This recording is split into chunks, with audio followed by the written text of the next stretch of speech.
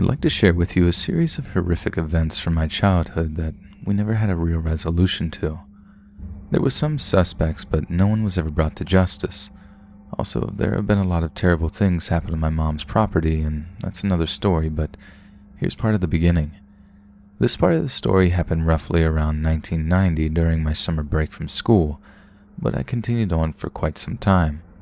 I must have been about second or third grade age. I grew up with just my mom, and my dad was never in the picture, so we lived alone until I was about 12, when she remarried. Our secluded country neighborhood was safe for the most part, and all of our immediate neighbors were elderly, save for one couple who had a few young adult sons around my brother's age. For the most part, though, didn't have much riffraff in the area. At first, there were only minor clues to indicate something was going on, such as things being moved in the backyard, and I guess because my mother has always been a paranoid conspiracy theorist, she had an idea that something was happening. I didn't really know this until I heard her talking about it much later after the events. She tried to hide things so they wouldn't scare me.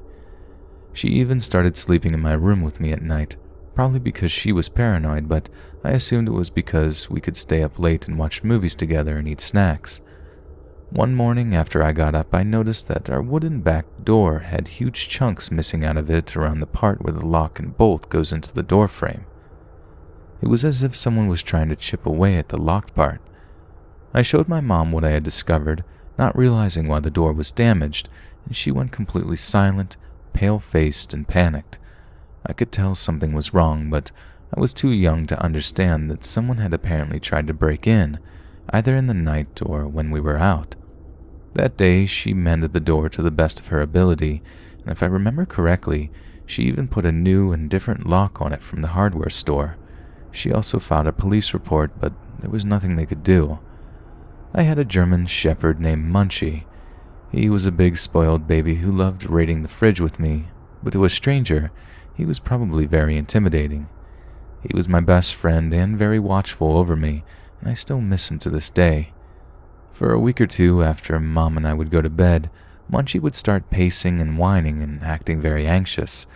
Since we lived in such a rural place with no imminent danger, we thought, Mom would frequently let him outside by himself, so one night, when he was acting exceptionally strange, she let him outside alone. We didn't have central air because our house was old, built in the 50s. We were poor, and Kentucky summers weren't really too hot anyway. At night, Mom would open up all the windows in the house, with the halfway burglar latch, of course. Since she was in my room with me watching a movie, we had both my bedroom windows all the way up. My back window overlooked a bit of a hill, which gradually sloped into a low, wide bottom. The bottom was full of tall weeds and bushes. Suddenly we heard movement in the brush of the bottom. Munchie. Then we heard him snarling like a werewolf. Mom got up and ran to the window, but couldn't see anything. What we heard next was horrifying. It sounded as if the Munchie was attacking someone. He was making those awful noises as though he was eating someone alive. I began to cry, terrified that something would happen to my best friend, and my mom started screaming in horror for Munchie to come home. We heard what sounded like someone escaped my dog's wrath and take off through the bush. Mom ran to the back door with me right behind her and called for Munchie at the top of her lungs until he came running back into the house. He was panting and grunting and bristled up. I hugged him so tight, I probably nearly squeezed the life out of him. As time progressed, things got worse. Being so young, I didn't know for how long, but my mom was safeguarding the house. She even moved a tall dresser in front of my window that overlooked the hill in the bottom. She tried her best, but whoever was harassing us was finding new ways to make our life terrible. Or maybe even worse. One night, she said she heard peculiar noises coming from the backyard. I don't necessarily remember this, so I called her for details before writing this. The sounds were coming from under the dining room windows, which overlooked the backyard. She turned on the security lights on the back of the house and saw a ladder propped up against the back of our house, as if someone was trying to climb through our windows.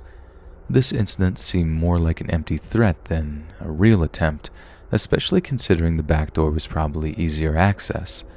We don't know if the person thought the windows would be unlocked or what, but For whatever reason, they gave it a try. Again, she called our local police and they did nothing.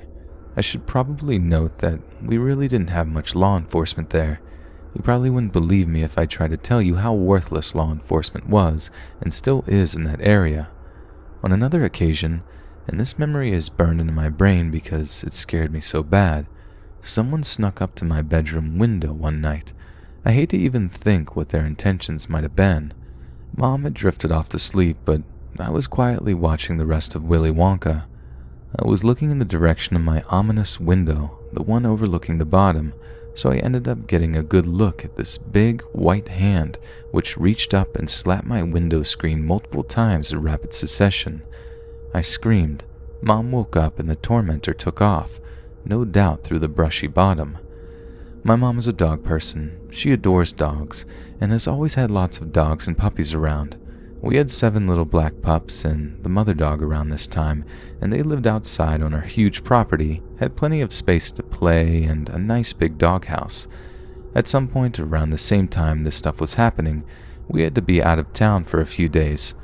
Mom had some people watching the house, and I guess she didn't really think anything horrendous would happen. Then again, she wasn't aware of how far this thing would go. When we came home, Mom's puppies had been killed and lined up in a row in the side yard, close to my window that overlooked the bottom. This was devastating. The police did little to help, which included telling her how short to saw off her shotgun so that it was still legal, and advising us to keep Munchie in the house. I forgot to ask, but I'm nearly positive Mom ended up sending the mommy dog away to my sister's house on the other side of town. Months later, incidents were increasing in occurrence, and then someone decided to take it way too far. Something hit the back of the house in the wee hours of the morning.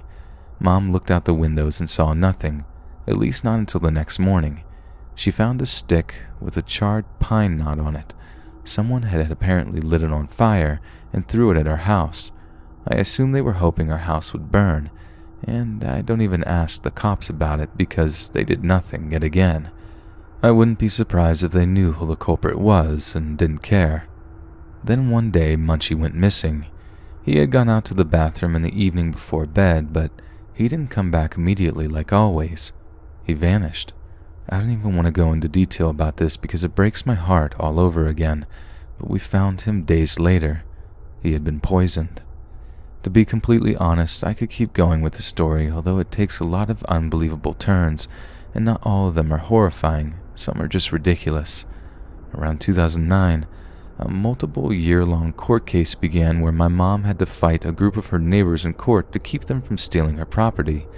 Those events led us to believe the people involved with that case may have had something to do with the torment we experienced all those years ago, but honestly, all we can do is assume.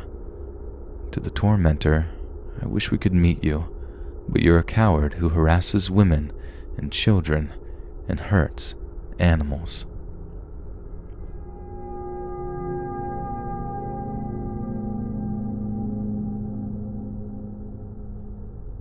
I recently made a summer road trip to a neighboring major city with my mom and my sister.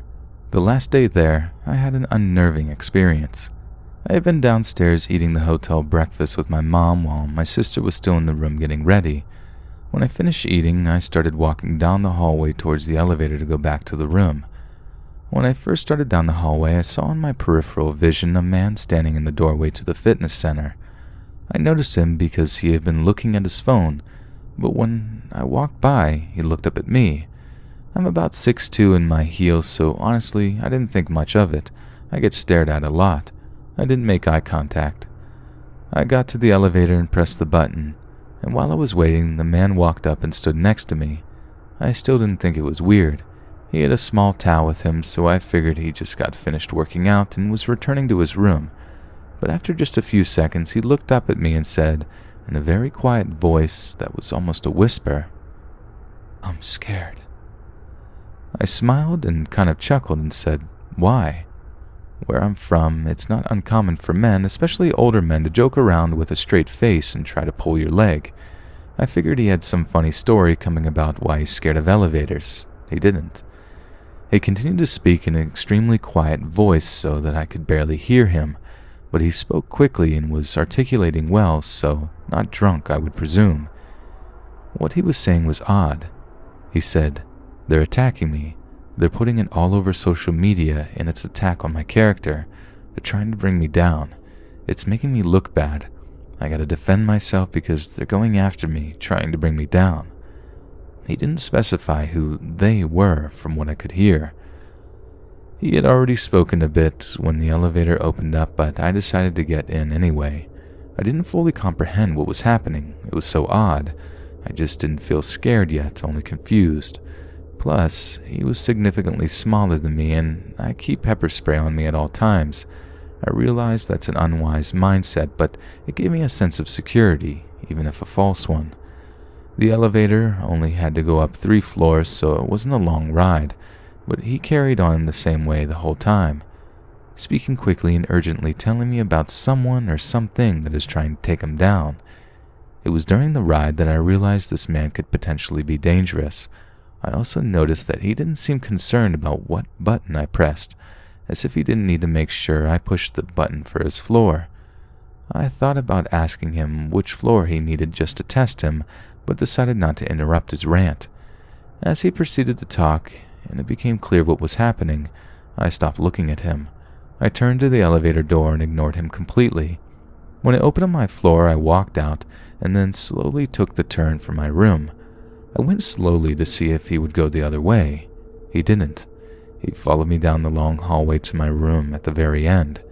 Since I knew my sister was in the room, I still felt a bit of security, but I didn't want to give away which room we were in, even though we were about to check out. I figured if I opened the door, he might have shoved his way in or something. So I walked past our room a little into the stairwell doorway. I didn't go in, just stood there and looked around as if though I was trying to decide where to go. He was immediately behind me, and when I stopped walking, he started up his rant again, still in a very quiet voice. This was the point at which my heart started racing. I turned around and looked at him once, then turned the other way and looked out a window, at my phone, at the stairs, just ignoring him while he was talking. After just a minute or so of me ignoring him, he gave an exasperated sigh and stormed off. He was angry. He interrupted his walking to stomp a few times and shake his head. His speaking changed from the quiet, almost whisper, to angry grunts, although still quiet. I watched him walk away, and when he was out of sight, I went into our room and told my sister, "Get your stuff together, now, like your life depends on it, because it might." Maybe overly dramatic, but I was afraid he'd come back, maybe with worse intentions. I told her briefly what happened, and she told me to call the front desk while she threw her things together. I called and gave a detailed description of the man. The receptionist was very concerned and said she'd look for him. We left our room and got downstairs without any more events. The receptionist again assured me that they would try to find him. I checked out and got out of there. I just have one question from the whole experience. Out of all the people in the hotel, why did he pick me to follow?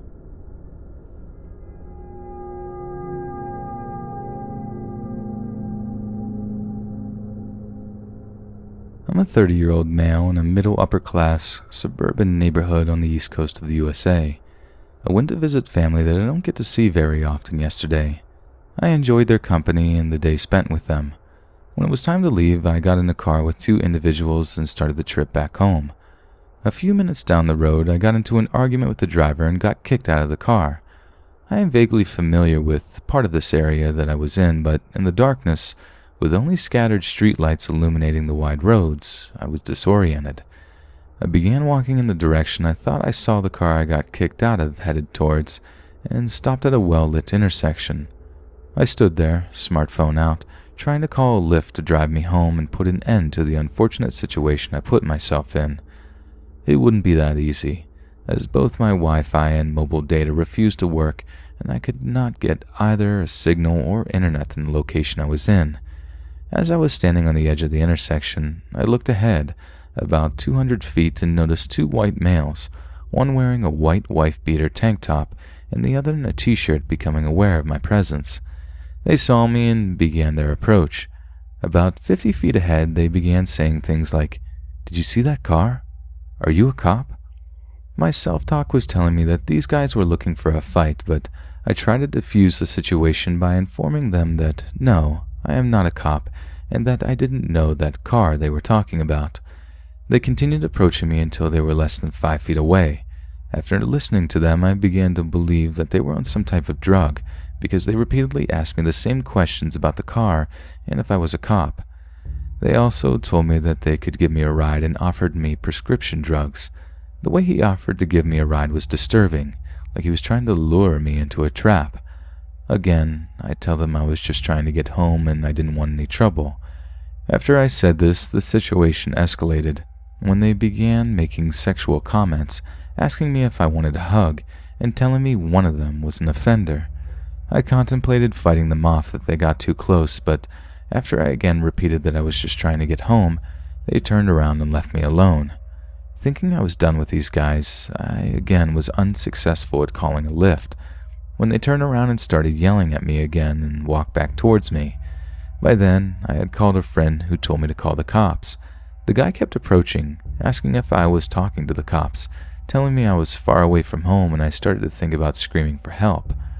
I realized that's not a manly reaction, but I considered it. My bad leg was tired from all the walking, and I was getting desperate.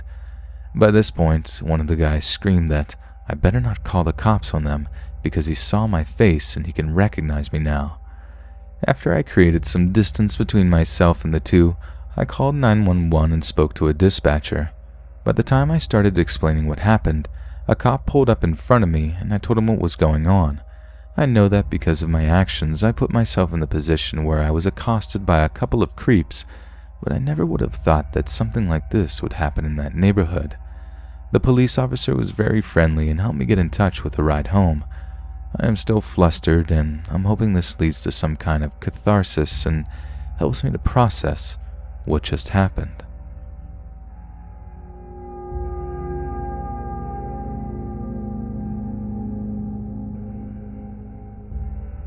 I live in Germany and went out with a few friends to say goodbye because I am moving back home next week. For privacy reasons, I will only say that I am from an English-speaking country. Also, in case you are not aware, a U-Bahn is pretty much a subway, so an underground train. I was out and decided to go home at about 2:30 a.m. I went home alone because I didn't want to go and meet up with a few people I wasn't really good friends with instead. I wish I had done that though. I was sitting in the U-Bahn, only to realize that I had got the wrong U-Bahn, probably because I was in a rush and got into the first one I saw. I only noticed at the last stop, which wasn't a problem because I could just go in the opposite direction for about 5 minutes and then get on the other U-Bahn, which would take about 30 minutes. When I got to the last stop, I noticed a guy sleeping, so I woke him up and told him we had arrived. This guy looked a bit disoriented and sat in the train. I didn't question it because the train would turn right back around and I was sitting in the U-Bahn for the same reason. This is when the Russian man comes in. He reeked of alcohol and tried to help me wake the guy up, but only after he was awake. He then kept speaking to me in Russian. Now, I don't understand Russian, but I have a lot of Eastern European friends and I can differentiate different Eastern European languages just by hearing them. I can't explain how I know, I just have a talent for it, I guess. The Russian man wouldn't stop talking to me in Russian. By the tone of his voice, he was asking me questions. Creepy questions. Anyone who has come across a creep knows exactly what tone I'm talking about. He also started laughing every time he stopped talking. I was very uncomfortable, so I told him that I didn't speak Russian. He then laughed and asked me where I was going, what I did that night, etc. I kept my answers short, and after about 3 questions, I told him I didn't speak German very well. I do speak German, but I have an accent when I speak, so I just pretended I don't speak the language in awkward situations. The man then said okay, and I thought that was it. It is important to note that during this conversation, I was standing up and he was sitting down about 8 feet away from me. When the U-Bahn began to move, I decided to sit down because my feet were hurting from earlier that night. I sat away from the man because although he wasn't too much of a problem at that point, I didn't have a good feeling about him at all. Well, my intuition was right because as soon as I sat down, this creep rushed over and sat next to me. He wasn't just sitting next to me like a normal person. No, his body was pressed against mine, and pushed me against the edge of the seat. I looked over at Tim and politely asked him to scoot over. He then started speaking Russian again, and I told him I didn't understand what he was saying. He then proceeded to grab my hands and squeeze them and tell me they were cold. He said that in Russian, and I only understood it because it was a very basic sentence and my Russian skills are incredibly limited. I told him to stop, and he then looked at me and said sorry. He acted like a child who was forced by their mother to apologize. Keep in mind, he was obviously in his 40s. I then said it's okay, but to leave me alone. He then tried to sit closer and grab my hands again. I noticed he had a boner and was starting to guide my hands down. I snapped and pulled my hands away and slapped him and yelled stop. He then looked at me and didn't say anything while I moved to another seat. What bothers me the most about what happened is that it had only been less than 5 minutes from when he had sat next to me until I moved to a different spot. There were people sitting close by who saw exactly what happened and no one did anything. I was very shocked. Now, I am 18, but I look to be about 21 to 22 years old, but that doesn't make it okay for a guy to invade my personal space and act like a creep.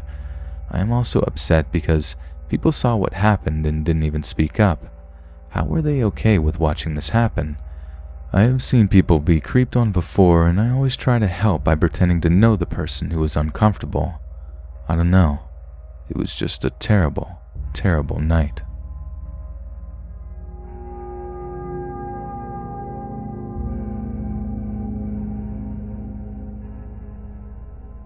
My parents divorced when I was young. At this period of time, I was living with my mother and her husband. I was in middle school. My father lived in a big city, I'd say about 40 to 50 miles away. It was much more than an hour of driving one way for him to pick me up and drop me off, so that's 4 hours of driving or more in one weekend for less than 48 hours of visitation. Eventually, my dad's car broke down and I wanted to see him. When I was 11 or 12, I convinced my mom to let me bus there by myself. She would drive me to the bus station a couple of towns over, about 15 to 20 minutes from the rural area where we lived, and drop me off. I would catch one of the few bus options into the city, and once I got downtown, I'd link up with my father. It was an hour-long bus ride. I eventually got very street smart, navigating the city bus station, then the city and its buses to get to my dad.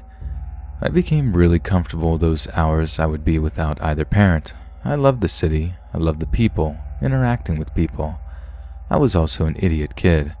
While waiting for the bus to take me to my dad's city, sometimes I would talk to strangers that engaged me. I never went out of my way to speak to any strangers, but if someone spoke to me, I would respond because I thought I needed to be polite. One time a man walked up to me. He seemed to be of Southeast Asian descent, maybe Filipino, but he had a U.S. accent more than anything else. He looked to be about 23 to 28 years old, actually impossible to tell. He started talking to me as we waited for the bus, and he sounded quite nice at first, had a friendly voice. It was my nature to be polite and give all people the benefit of the doubt. This has bitten me in the butt many times in my life, and I am much more discerning as an adult, but this is why I engaged him. I told him my first name, which is very distinctive. I have never met anyone with my name. It's a scientific word, anatomical term. He asked for my phone number, and I gave him my cell phone number, but with one single digit swapped out for a random number. He started asking me personal questions. I lied in many and all of my answers. Lots of pushy, dramatic compliments. You are such a beautiful girl. Like, wow. I love looking at you, or you are so pretty. I still can't believe a girl like you loves being my friend. Lol, this is the first time we met. He said these things with a childlike sort of innocence sometimes, but he was clearly smart. Other times there were comments that were clearly sexual. I felt I couldn't walk away because I had to catch my bus. It quickly became apparent to me that he was suffering from some degree of homelessness and had some sort of social dysfunction, like Asperger's. Didn't pick up on my discomfort, body language, clear lies, dismissal, annoyed and cautious tone ever. Talked happily and loudly all the time. He also insisted on showing me his artwork, or instrument or something. After I initially met him, I saw him very often catching that same hour-long bus. probably almost every other time I was waiting for that bus, so as often as twice a month for a while. I really avoided him, tried. I always tried to get a seat far away from him, let him board the bus first and others ahead of me, then pick a seat inaccessible to him. I only told him my first name one time and he remembered it perfectly every single time I saw him from then on. Somehow eventually he figured out my correct cell phone number, and I was so creeped out. I had a prepaid phone that my dad bought me. It wasn't registered to anyone's name or on a plan. It refilled with a card, so him getting this number right was really weird. The next I saw him in the city or the bus station, I told him angrily that we could not interact anymore. He took it very badly. I said something along the lines of, "Dude, I'm only 12 years old. I cannot be your friend in any capacity. My dad would be mad at me." I did not see him in person again for many years. I never told my parents about my scary interactions with strangers because I feared that they would not allow me to be in public alone anymore, and I valued that experience and feeling of independence. And here's where it gets weird. A few weeks later, I am at my mom's house and I decide to have a sleepover with a friend who lived 4 blocks away. I was there from maybe 3 p.m. to noon the next day, then I walked home. When I got home, my mother said, "Oh, I got a weird call last night while you were gone. A man named Andrew?" I was thinking, what? She described the way he spoke and plus the name. I instantly knew who it was. I started freaking out a little bit. How could he have found my mom's home phone number? We have never had the same last name ever, and she was married and didn't even sport her maiden name anymore. I told my mom who I thought it was and how it was literally impossible for him to have the house phone number. She was creeped out. The number was not listed in any phone books. Then she told me what he said. Apparently this guy told my mom he was a good friend of mine. Yeah, because a little girl has good friends with adult men. And the phone call was an extreme emergency. In his words, I had an accident. I had fallen down a flight or 2 of stairs and broken my neck and was at the hospital right now. He told my mom I needed to go to the hospital immediately. She was really taken aback and didn't really know what to say, and because of his tone and how nervous he sounded, the weird things he said, she didn't take it seriously. She had tried asking more questions and he fumbled over his words. She said the conversation ended very abruptly, awkwardly, just that the whole thing was very strange. To this day I still wonder, how on earth could this person have found my mother and her husband's landline number? Her only 2 last names are very different from mine. How did he get my actual cell phone number when he didn't know my last name?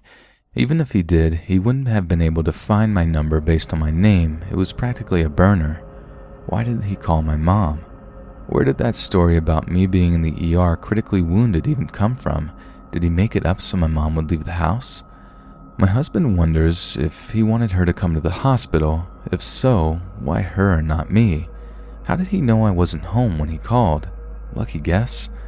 I could have been standing next to my mom when he called her, for all he knew, and then his story would have even more obviously been a lie. Many years later downtown, I ended up moving to the city. I saw a guy who I thought was my homie.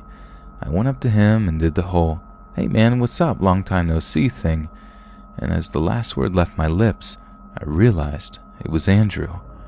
I realized it as he was recognizing me. It was too late for me to run away. He had grown out his hair. It was long and black, which is why I thought he was the skateboarder friend I had who looked incredibly similar, but was a couple years younger. He now thinks I am greeting him like I missed him, and I swear my stomach dropped. He hugged me before I even had a chance to step back, and it was so touchy-feely, violating. Then he proceeded with lots of, "Wow, girl, you look so good. I can't believe it's you. I miss you so much. Can I have your number so we can spend some time together now?" And I told him I was running late for something and literally ran away. I was paranoid I would see him around again, but thankfully, I never did.